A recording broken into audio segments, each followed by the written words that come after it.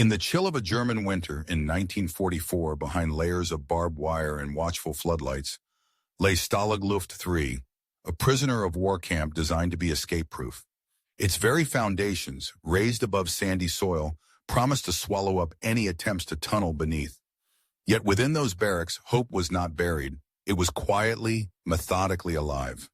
The men inside, captured Allied airmen from nations across the world, refused to surrender their will to freedom.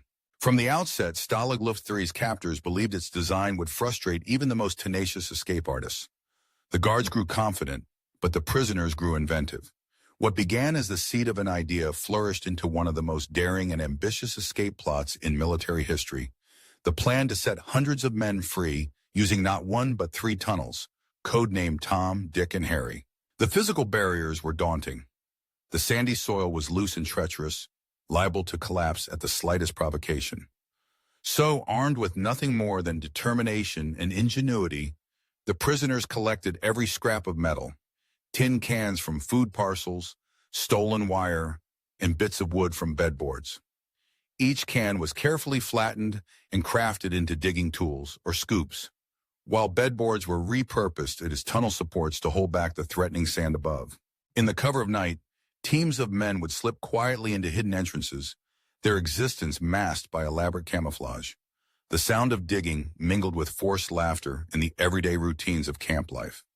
Working in shifts for over a year, the men carefully excavated a claustrophobic subterranean world, complete with air pumps fashioned from knapsacks and rope, electric lighting jury-rigged from stolen wiring, and clandestine storage spots for thousands of gallons of sand.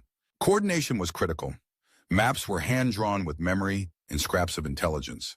Civilian clothes and forged documents, painstakingly fabricated from Red Cross parcel wrappers and bits of blanket cloth, were prepared to disguise the escapees once they reached the world beyond the wire. Every detail was considered, learned from countless earlier escape attempts. The stakes were higher than ever. Should the escape fail, the blowback would be harsh. But the call for freedom was stronger than fear.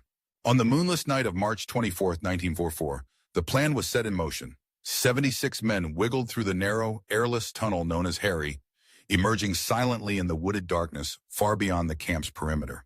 For many, it was their first breath of freedom in years, a wild, heart-pounding moment made possible by vision, patience, and relentless teamwork. Yet triumph was shadowed by tragedy. The German response was swift and unforgiving. In the days that followed, almost all of the escaped prisoners were recaptured. Of the 76, only 3 reached safety, 1 to Gibraltar, 2 into neutral Sweden. The rest were returned, but for 50, the worst awaited.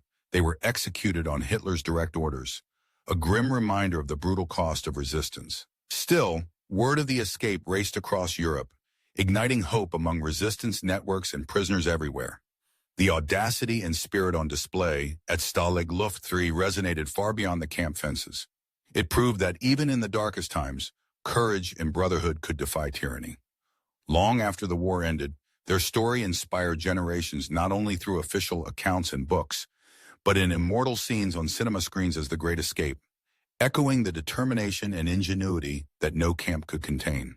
The legacy of Stalag Luft 3 endures, a testament to the human need for freedom and the extraordinary lengths to which people will go to reclaim it.